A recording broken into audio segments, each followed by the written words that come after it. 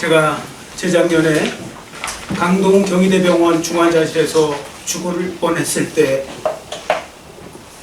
믿음의 위력이 얼마나 큰지를 실감할 수 있었습니다.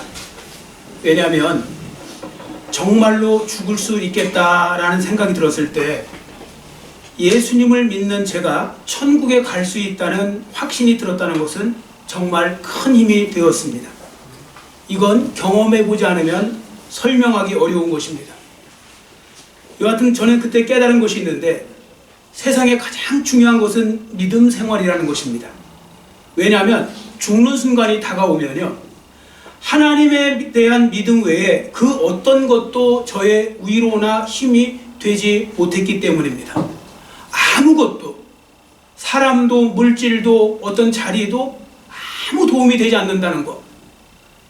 딱 죽는 순간에 제일 도움이 되고 위로가 되는 것은 믿음밖에 없다는 것입니다. 여러분, 제가 이 말씀을 먼저 드리는 이유가 있습니다. 오늘 우리에게 주신 본문의 말씀을 좀 더 피부에 와닿도록 설명드리기 위해서인데요. 우리가 읽은 본문 말씀은 사도 바울이 자기 제자요, 복음 안에서 낳은, 진짜 아들이 아니라 복음 안에서 낳은 아들 디모데에게 마지막으로 보낸 편지인데요. 이 편지를 쓴 지 얼마 되지 않아서 바울은 순교를 당합니다. 오스티안 거리에서 순교를 당하는데요. 이 편지는 죽음을 앞둔 사도 바울이 마지막으로 보낸 유언 편지라고 할 수 있습니다. 이게 유언 편지입니다. 자, 그러면 죽음을 예견하고 사랑하는 제자 디모데에게 마지막 편지를 쓰고 있는 사도 바울의 모습을 한번 떠올려 보십시오. 결코 두려운 모습이나 염려와 걱정에 빠진 모습이 아님을 알 수 있습니다. 그렇다고 의기소침하거나 주눅이 들거나 세상에 대한 미련으로 섭섭해하는 모습도 아닙니다. 좀 더 살았으면 좋겠다, 뭐 이런 세상에 대한 그런 미련, 좀 더 가졌으면 좋겠다, 이러한 세상에 대한 미련도 없습니다. 오히려 본문을 읽다가 보면 죽음을 앞둔 사도 바울은 마치 올림픽 경기에서 우승을 하거나 금메달을 딴 승리한 선수와 같이 소망과 기쁨 속에서 승리를 선포하는 것처럼 느껴지기도 합니다. 왜냐하면 그는 이렇게 신앙 고백을 하고 있으니까요. 7절, 8절을 우리 한번 같이 읽겠습니다. 본문 7절, 8절 같이 읽습니다. 나는 선한 싸움을 싸우고 나의 달려갈 길을 마치고 믿음을 지켰으니 이제 후로는 나를 위하여 의의 면류관이 예비되었으므로 주 곧 의로우신 재판장이 그날에 내게 주실 것이며 내게만 아니라 주의 나타나심을 사모하는 모든 자에게 오니라. 아멘. 여러분, 한번 생각해 보세요. 일반적으로 사람들은 죽음을 앞두고 있으면 부정적인 감정에 빠질 확률이 높습니다. 뭔가 아쉽고, 뭔가 그런 부분에 두렵고, 염려가 들고, 슬프기도 하고, 막 그런 일들이 생겨나죠. 부정적인 감정에 휘말리는 게 일반 사람들의 모습인데, 사도 바울은 어떻게 이런 식의 삶을 살 수 있었을까요? 그것은 그가 정말로 믿음이 좋은 사람이었기 때문에 그렇게 된 것입니다. 정말 믿음이 좋은 사람, 참된 믿음의 사람이었기 때문에 그는 죽는 순간까지도 조금도 흔들림 없이 평안함을 유지한 상황에서 주님 나라로 떠날 수 있었던 것입니다. 그래서 마치 승리한 자가 그 모든 경기를 끝내고 국내로 들어오는 것처럼 그러한 태도로 지금 이렇게 고백하잖아요. 자, 그러면 좋은 믿음의 사람이란 도대체 어떠한 사람이길래 이렇게 죽는 순간까지도 평안하고 담대하고 확신하고 소망에 찬 삶을 살 수 있는 것일까요? 그래서 오늘은 믿음 좋은 사람의 세 가지 특징이라는 설교 제목을 가지고 하나님의 말씀을 전하고자 합니다. 여러분도 이 말씀을 잘 들어보시고 이 말씀대로 사셔서 좋은 믿음의 사람으로 성장하는 축복된 새해가 되시기를 주님의 이름으로 축원합니다. 아멘. 자, 그럼 어떤 사람이 믿음이 좋은 사람이냐? 첫째, 믿음이 좋은 사람은 하나님과 자기 자신에 대해서 잘 알고 있는 사람이 믿음이 좋은 사람입니다. 종교개혁자 존 칼빈, 이 존 칼빈이 쓴 유명한 책이 있습니다. 기독교 강요라는 책이 있는데 그 기독교 강요 서문 쪽에 보시면 아주 유명한 이야기가 하나 들어있습니다. 한번 저를 따라해 주시기 바랍니다. 하나님을 아는 만큼 나를 알게 되고 나를 아는 만큼 하나님을 알게 된다. 아멘. 여러분, 좋은 믿음이 되시려면 자기 자신에 대해서 잘 아셔야 됩니다. 그리고 믿음의 대상이 되시는 하나님에 대해서도 잘 아셔야 됩니다. 왜냐하면 자기가 암에 걸렸는데 겉만 보고 멀쩡하다고 생각하는 사람이 의사와 병원을 멀리하듯이 자기 자신이 질그릇과 같이 깨어질 수밖에 없는 연약한 존재라는 것을, 그런 인생이라는 것을 알지 못하는 사람들은 내가 내 주먹 믿고 살지 왜 하나님을 믿고 사느냐고 막말을 하면서 살기도 하는 것입니다. 여러분 기억하시기 바랍니다. 성경은 인간을 가리켜서 연약한 존재라고 소개합니다. 사도 바울이 뭐라고 했는가 하면 우리가 이 보배를 질그릇에 가졌다고 했거든요. 여기서 질그릇이 뭡니까? 토기 그릇입니다. 탁 놓치면 깨지는 토기 그릇을 말하는데 인간이 토기 그릇과 같다는 것입니다. 그리고 창세기 4장 26절에 아담과 더불어 인간이라는 이름으로 또 하나의 이름을 주셨어요. 그게 바로 에노스입니다. 에노스. 여러분 아담도 인간이란 뜻이고요, 에노스도 인간이란 뜻인데, 아담이 인간 할 때, 아담을 인간 그랬을 때는 그건 뭐냐면 흙으로 만들어졌다는 뜻입니다. 물론 그것도 약하다는 의미가 있겠죠. 흙으로 만들었으니까. 그런데 에노스라는 인간을 쓸 때는 그게 아니고요, 병들거나 상처받고 뭐 그런 식으로 깨질 수밖에 없는, 그래서 결국은 죽을 수밖에 없는 존재라는 뜻이 바로 에노스. 그게 인간이란 뜻입니다. 그래서 한번 사람들을 보십시오. 그렇게 건강해 보이던 분도 어느 날 육신이 병들어서 고생하는 것을 보게 되고, 어느 순간 이 세상을 떠나고 하는 그런 모습들을 보게 되죠. 그러니까 그때 믿음보다 더 중요한 게 없다고요.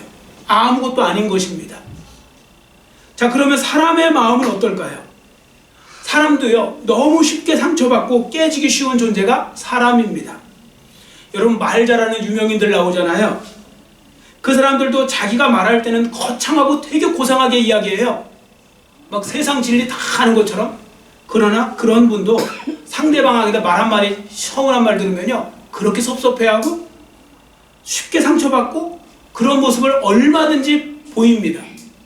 그래서 사람은요, 깨지기도 쉬워요. 이런 데 쓰는 또 히브리어 단어가 샤발입니다. 샤발은 깨지기 쉬운, 특히 마음이 깨지기 쉬운 그런 상태를 말할 때 쓰는 표현이기도 합니다. 물론 제가 이렇게 말씀을 드리잖아요. 그럼 즉시 속으로 생각하기를, 민 목사 당신도 마찬가지 아닙니까? 예, 마찬가지입니다. 아니 오히려 저는 더할 수도 있습니다. 여러분, 그래서 저는 예수님이 필요합니다. 저는 하나님의 긍휼하심과 은총이 많이 필요한 사람입니다. 누구보다 하나님의 자비하심도 많이 필요합니다. 왜냐하면 제가 얼마나 부족하고 연약하고 상처도 잘 받는 사람인지를 알기 때문에 그렇습니다. 그렇습니다. 여러분들, 세상에 많은 사람들과 그럼 저의 차이점이 뭔지 아세요? 세상에 많은 사람들은 자기가 뭐가 필요한지를 모르는 거예요. 자기가 누구인지 얼마나 연약한지를 모르는 겁니다. 그래서 하나님이 필요 없다고 합니다. 그런데 저는 다릅니다. 저는 제가 얼마나 부족한지 압니다.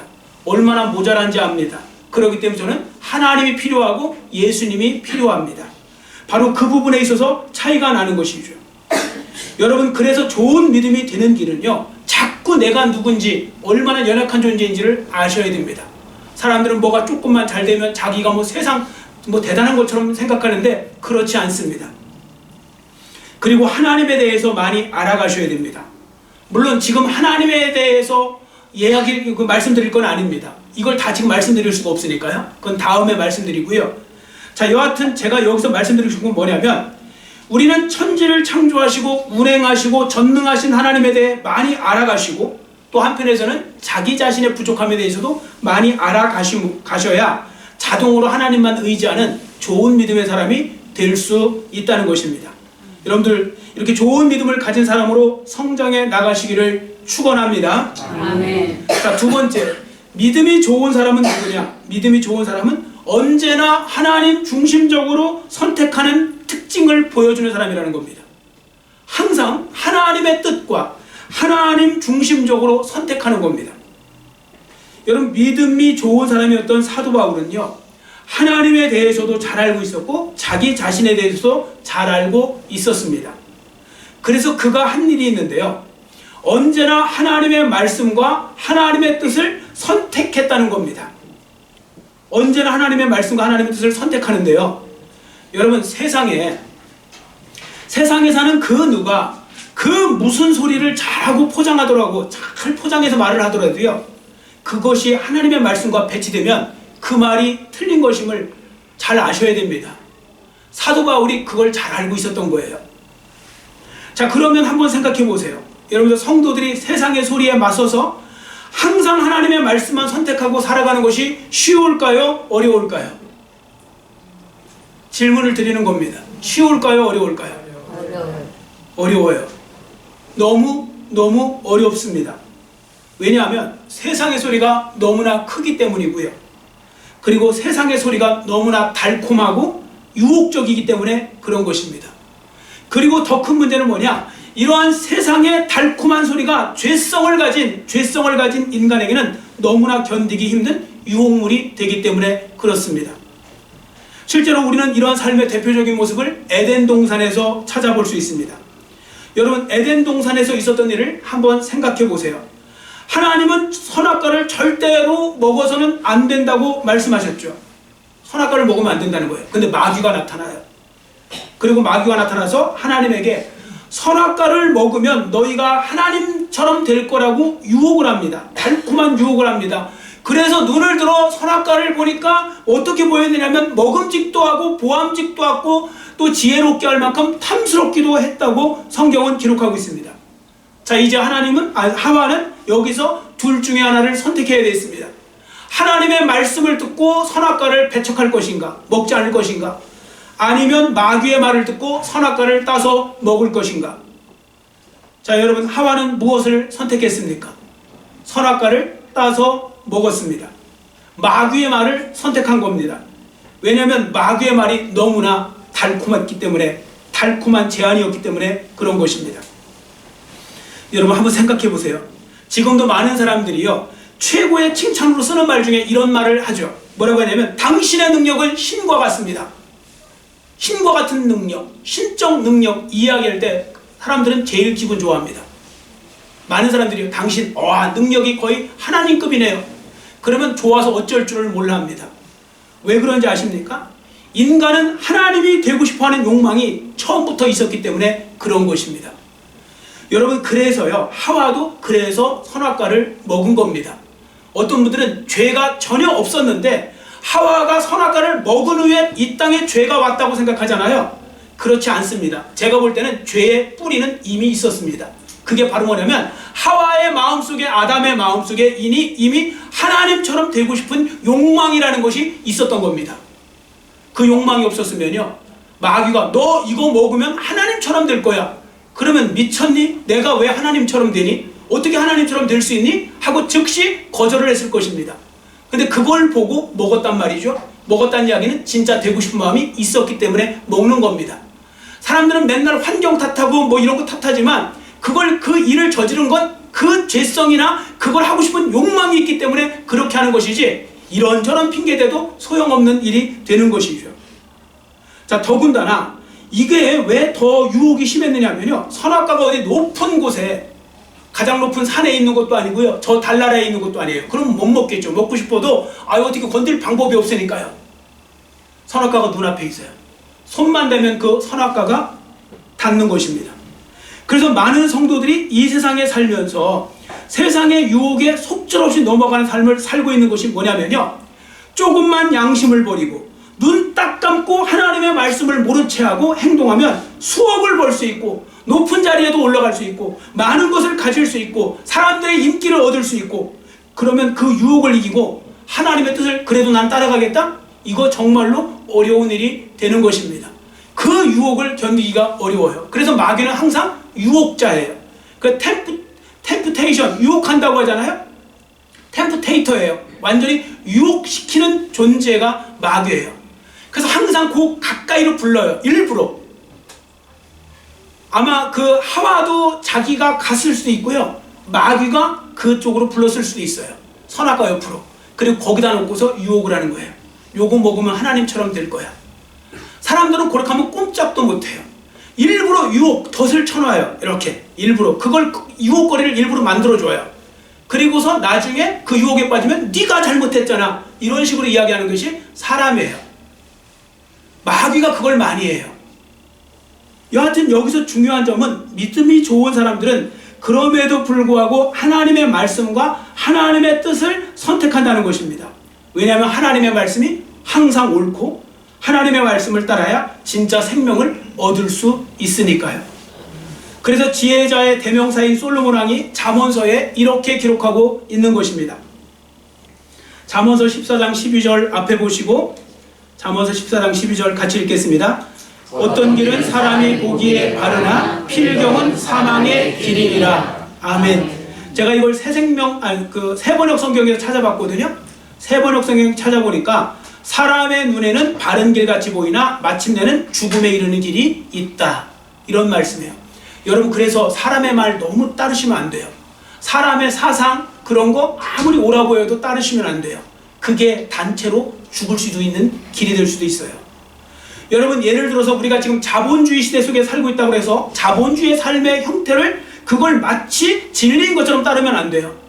지금 과학 시대에 살고 있다고 해갖고 우리가 과학을 맹신하면 안 돼요. 우리는 언제든지 하나님 말씀만 믿고 하나님의 말씀을 따라가야 될 줄 믿습니다. 아멘. 세상의 말이나 사상이나 모든 것, 그런 모든 가치관들을 항상 하나님의 말씀에 비춰봐야 돼요. 그리고 그걸로 검증을 해야 돼요. 그리고 맞으면 따라가는 거예요. 그러나 틀리면 따라가시면 안 돼요. 그게 항상 하나님 말씀이 우리 삶의 시금석이 되어야 되는 것입니다. 자, 그러면 우리는 무엇을 선택하며 살아가야 될까요? 그렇습니다. 지금 말씀드린 대로 하나님 말씀을 따라 살아가야 됩니다. 물론 하나님 말씀대로 살다가 보면요, 꼰대 같다는 소리도 들을 수도 있어요. 고리타분하다 소리 들을 수도 있어요. 너무 꽉 막혔다는 소리도 들을 수 있어요. 여러분, 제가 대학교 때, 저는 대학교를 일반대를 나오고 신학대학원을 간 거거든요. 저는 대학교 4년 동안 한 번도 디스코텍이라는 걸 가본 적이 없어요. 단 한 번도. 그리고 술을 먹어본 적도 없어요. 그럼 그 당시에 술도 안 먹고 사람들이 또 디스코텍도 안 갔을까요? 안 해요. 많이 그런 일을 했어요. 근데 저는 하지 않았어요. 그래서 제 별명이 천연기념물이었어요.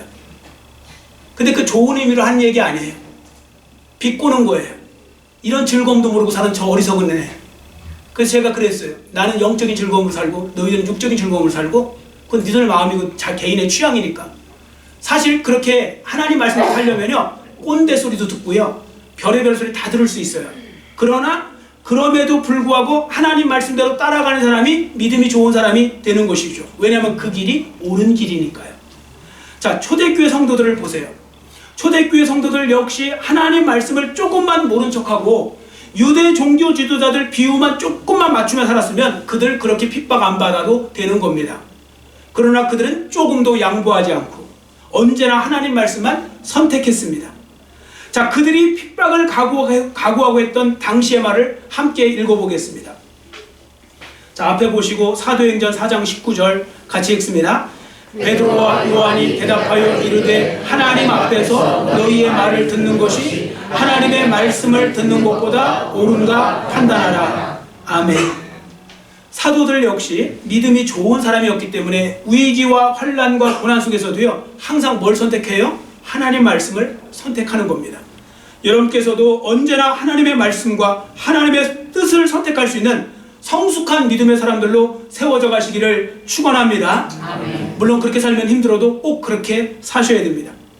자, 세 번째, 믿음이 좋은 사람의 특징은 뭐냐면 하나님의 계산법에 맞춰 살아간다는 겁니다. 하나님의 계산법에 맞춰 살아가는 특징이 있다는 거죠. 마태복음 25장에 보시면 유명한 달란트 비유가 나오죠. 2달란트, 1달란트, 2달란트, 5달란트 받은 사람들 이야기 나오잖아요. 여러분, 그 달란트 비유 핵심 내용이 뭐냐면요, 반드시 하나님 앞에서 내가 살아왔던 이 땅의 삶에 대해서 결산할 날이 온다는 것입니다. 결산할 날이 하나님 앞에서 반드시. 그 누구도 죽음은 피할 수 없으니까요. 우리도 언젠가는 죽을 거고 그 죽는 날이 얼마 남았을지 그 아무도 모르는 거니까요. 그러나 죽은 다음에 우리가 하나님 앞에서 결산할 때가 반드시 온다는 것입니다. 여러분, 직장인들 중에 연말 되면요, 기분 좋은 사람도 있고 들뜨는 사람도 있고 스트레스 받는 분도 있어요. 인사고과 평가라는 걸 하는 회사들은요, 평상시에 업적을 많이 남긴 사람들은 내가 어떤 혜택을 받을 것인가 이거에 대해서 깊이 어떤 면에서 그런 생각 때문에 그냥 즐겁게 기다리는 사람이 있고요. 계속 농땡이 치고 아무 일도 성과도 없이 그렇게 하면요 부담스러운 거예요. 인사고과 평가 때 잘못 받아갖고 혹시 해고되는 건 아닌가 이런 생각이 드는 게 사실이잖아요. 근데 여러분 인사고과 평가는 이 세상에만 있는 것이 아니라 인사고과 평가는 바로 하나님 나라에서도 있다는 겁니다. 여러분들이 딱 죽고 눈을 뜨는 그 순간에 하나님 앞에 서게 되실 텐데 그때 여러분이 이 땅에서 살아왔던 그 모든 것에 대해서 평가받을 날이 분명히 온다는 거죠. 자, 그러면 어떤 분은 이렇게 말씀하세요. 그 이유가 뭡니까? 이렇게 물어보세요. 그 이유가 뭐냐면요, 하나님이 공평하신 하나님이기 때문에 그렇습니다. 여러분들 사람들은 평등을 좋아하잖아요. 물론 평등이라는 좋은 의미가 있어요. 그러나 무작위적인 그냥 마구잡이로 평등 이야기하시면 안 돼요. 그렇게 주장하는 억지 주장하는 것이 공산당이잖아요. 공산주의자들 평등 이야기하면서 뭐 만민이 평등하게. 근데요 여러분 평등하는 부분이 있죠 당연히. 그래서 우리는 이렇게 생각하기 쉬워요. 하나님은 평등하신 하나님이다. 평등의 하나님이다. 여러분 하나님은 평등의 하나님은 아니세요. 하나님은 평등하신 부분에 분명히 대우해 주시는 분이지만 하나님은 평등하신 하나님이라기보다는 오히려 공평하신 하나님이 더 맞아요. 그럼 공평이 뭡니까? 아무거나 상관없이 똑같이 나눠주는 게 공평입니까? 아닙니다. 공평은요 뿌린 대로 거두게 해주는 게 공평입니다. 여러분 그래서 하나님 나라에는 큰 자도 있고요 작은 자도 있고 큰 상급을 받는 사람도 있고요 아무 상급도 못 받는 사람도 있고 그렇게 되는 것입니다. 자, 그렇지 않습니까? 여러분 한번 생각해 보세요. 하나님 나라를 위해서 죽기 살기로 몸과 마음과 모든 것을 시간을 들여갖고 헌신한 사람과 그냥 대충 신앙생활하는 사람, 취미생활하듯이 이 사람하고 하나님 나라에서 똑같이 대우를 받으면 하나님이 불공평하신 하나님 아니에요? 공평하신 하나님이 되시려면요 그 부분에 있어서만큼은 달라야 됩니다. 어떤 분은 어떤 그 성경의 마태복음에 나오는 그런 비유, 뭐 아침에 나간 사람 종, 뭐 11시에 나간 사람 뭐 이 그 종 비유를 갖고 이야기하시는데 그건 구원하고 상관 있는 겁니다. 예수님을 믿으면 똑같이 구원받는다는 거예요. 돌아가시기 직전에 예수 믿어도 구원받고 천국 간다는 겁니다. 그러나 성경에서는 한편에서는 얼마나 충성하고 헌신했느냐에 따라서 그 상급이 달라진다는 걸 분명히 말씀하고 있다는 걸 아셔야 됩니다. 여러분 구원과 상급은 전혀 다른 이야기입니다. 그래서 이 부분에 있어서 하나님은 공평하신 하나님이기 때문에 그 부분에 있어서 상 주시는 하나님으로도 묘사되고 있는 것이죠.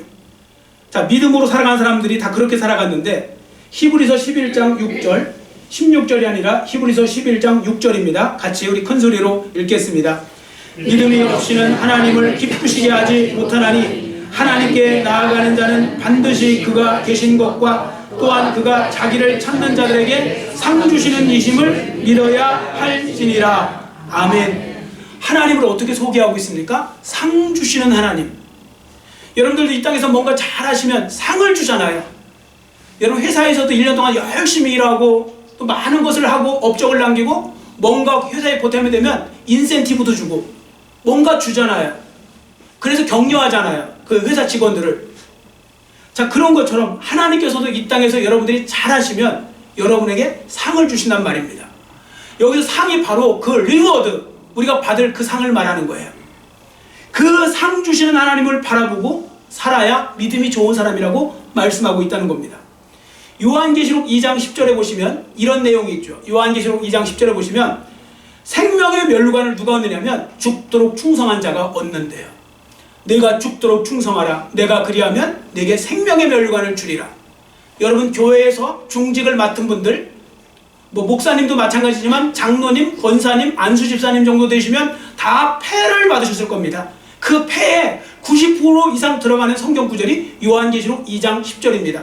내가 죽도록 충성하라. 그리하면 내가 생명의 면류관을 내게 주리라. 근데 많은 사람들은 그냥 생명 면류관을, 영화의 면류관, 그 면류관을 쓰는 줄 알아요. 안 그래요. 생명의 면류관은 죽도록 충성하는 자가 받는 것입니다. 자, 그 부분에 있어서 여러분들이 그걸 알아서 믿는 대로 하시면 되는 거죠. 근데 문제는 뭔지 아세요? 하나님 앞에서 계산할 날이 온다는 사실을 지독히도 못 믿는 사람들이 너무너무 많다는 것입니다. 되게 많이 남은 것처럼. 여러분 절대 그런 거 아닙니다. 올 때는 순서 있어도 갈 때 순서가 없는 거죠. 얼마나 남았는지는 아무도 모르는 겁니다. 우리는 모두 다 주님 앞에 설 날이 오게 될 것인데, 그래서 많은 사람들은요 그런 부분들을 통해서 그걸 알지 못하고 살다 보니 엉터리 신앙생활을 하면서 살아가고 있는 것입니다. 반면에 믿음이 좋은 사람들은 이 세상에서 주어지는 결과에 너무 연연하지 않고 묵묵히 자기의 사명을 잘 감당하며 살아가는 것입니다. 그들은 자기들이 이 세상에서 이런저런 부당한 대우를 받고 사는 것을 알지만 그 모든 부당함을 뒤로하고 여전히 충성하며 살고 있는 것이죠. 자, 그럼 그 이유가 뭔지 아세요? 인생의 승부수가 이 세상에서 나는 것이 아니라 하나님 앞에서 난다는 걸 알고 있기 때문에 그런 것입니다. 여러분, 마지막에 웃는 자가 최종 승리자라고 하죠? 아닙니다. 하나님 앞에서 웃는 자가 최종 승리자가 되는 것입니다. 자, 그런 면에서 예수님이 이런 말씀을 하셨죠. 8번째 복인데요, 8복 중에 마지막 8번째 복을 제가 읽어드리겠습니다. 마태복음 5장 10절에서 12절을 제가 읽어드립니다. 의를 위하여 박해를 받는 자는 복이 있나니 천국이 그들의 것임이라. 나로 말미암아 너희를 욕하고 박해하고 거짓으로 너희를 거슬러 모든 악한 말을 할 때에는 너희에게 복이 있나니 기뻐하고 즐거워하라. 하늘에서 너희의 상이 큼이라. 이렇게 말씀합니다. 여러분, 하나님 나라에 큰 상이 있는데 그 상이 바로 여러분이 예수님을 위해서 핍박받고 박해받고 욕 들어먹고 할 때요. 근데 여러분, 이때가 언제일까요? 언제 우리가 욕 들어먹고 박해당하고 핍박당하고 언제 그렇습니까? 언제 괴로움을 당해요? 가장 대표적일 때 전도할 때 아닙니까? 올해 우리가 이제 너희는 가서 제자 삼으라 라는 우리가 교회 표를 가지고 지금 나아가잖아요. 사실 전도를 하면요, 전도를 안 하면 이렇게 욕 얻어먹을 일이 없어요. 자기가 잘못만 안 하면. 근데 전도를 하잖아요. 그때부터 여러분들은 핍박, 욕, 심지어 뺨때기도 얻어맞는 사람을 받고요, 정갱이도 차이는 사람을 저는 받습니다. 근데 그렇게 하면 하늘에서 상이 크대요. 왜냐면 그만큼 고생한 거니까요. 여러분, 전도 안 해본 사람 모릅니다. 전도하면요 얼마나 힘든지 아십니까? 그 마귀의 그 모든 방해 공작과 그 영적 그 방해 공작과 이걸 다 이겨나가면서 하다 보면요 정말 힘들고 힘든 게 그 전도하는 일입니다. 마음이 찢어질 때가 한두 번이 아니에요.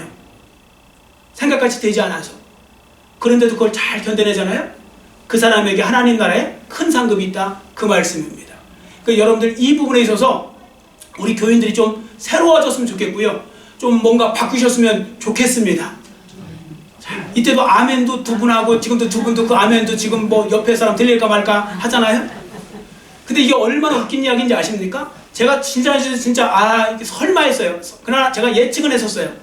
지난주에 제가 보내드린 동영상, 설교 영상을 얼마나 볼까? 제목에 너희는 가서 제자를 삼으라 딱 써놨는데 좋아요는 한 명도 없고요.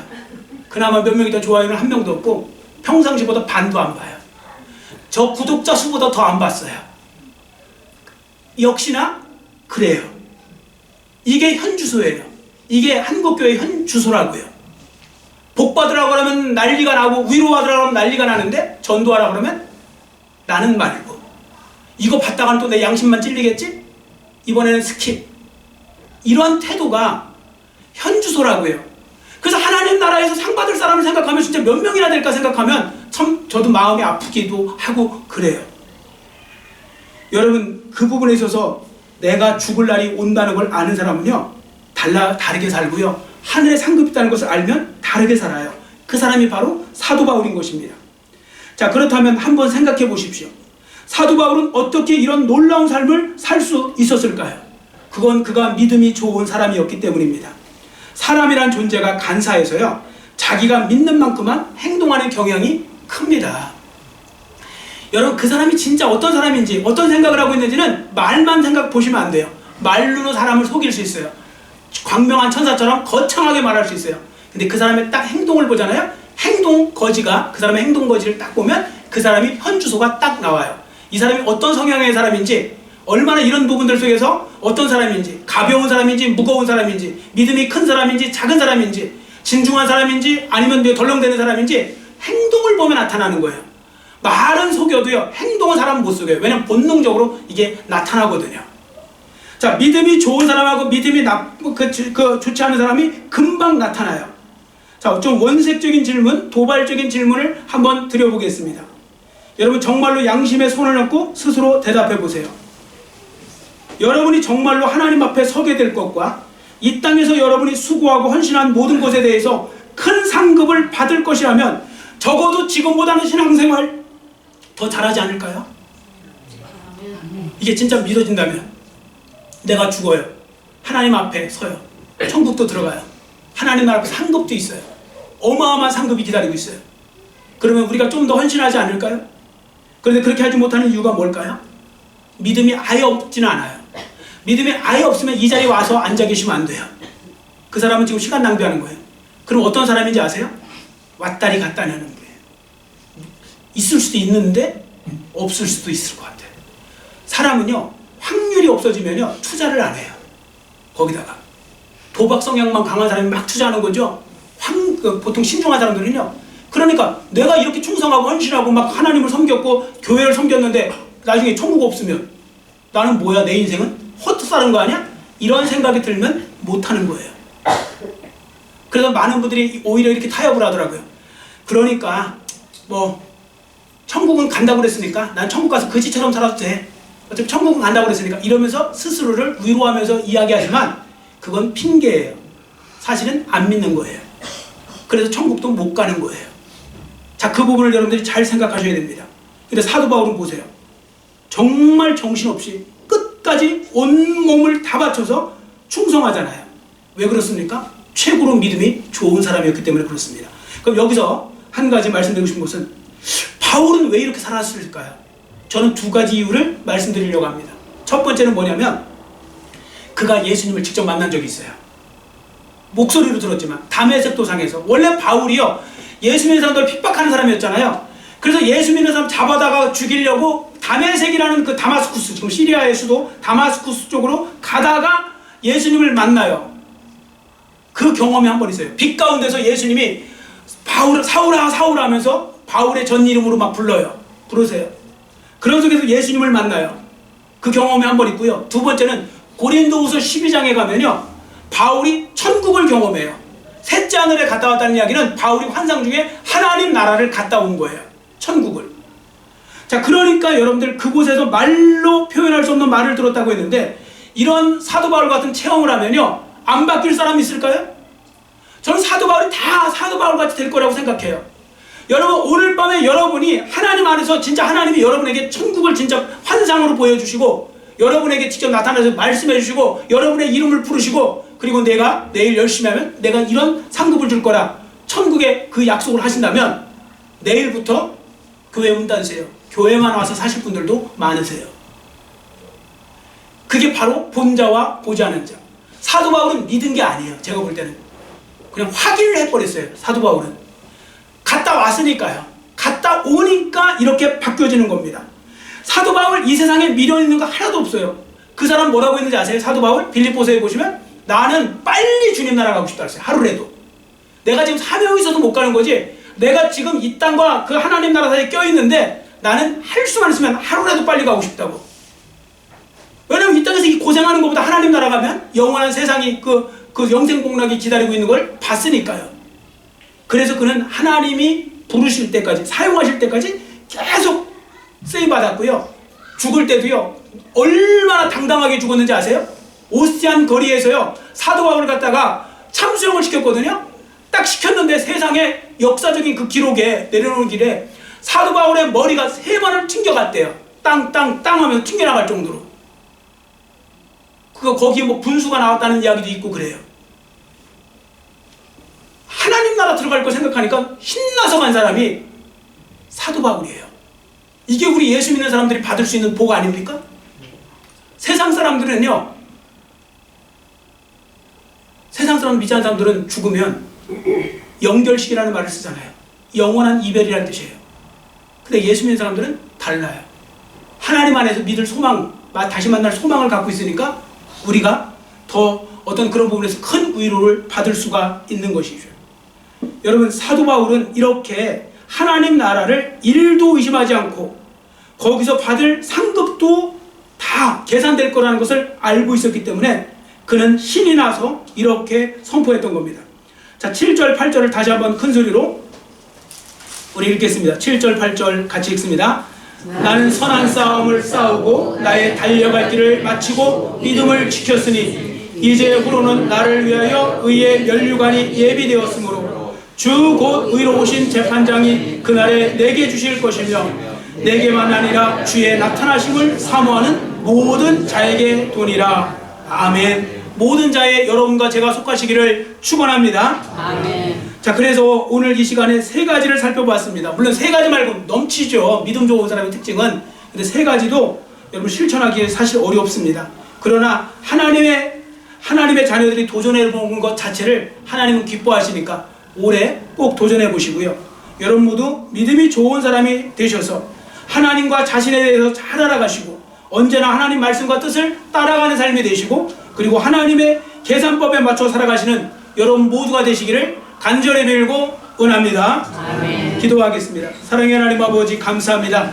오늘 말씀을 통하여서 믿음이 좋은 사람의 세 가지 특징을 우리가 살펴보았습니다. 이 말씀을 다시 한번 기억하게 해주시고 우리의 믿음, 나의 믿음이 좋은 믿음인지 아닌지를 생각해 보면서 오늘 주신 말씀으로 적용해 보고 부족하였다면 올해 하나님 안에서 더 좋은 믿음의 사람이 되기 위해서 더 큰 믿음, 더 참된 믿음의 사람이 되기 위해서 우리가 하나님 앞에 기도하며 실천할 수 있도록 도와주시고 그래서 우리가 더욱더 주님 안에서 하나님을 기쁘시게 되는 믿음과 이 세상을 이기는 것도 믿음이라고 하셨사오니 아버지 하나님이여 우리의 믿음을 가지고 올 한해도 승리하는 삶을 살아갈 수 있는 하나님의 자녀들 모두가 될 수 있도록 은혜 도하여 주시옵소서. 예수님의 이름으로 간절히 축복하오며 기도드렸사옵나이다.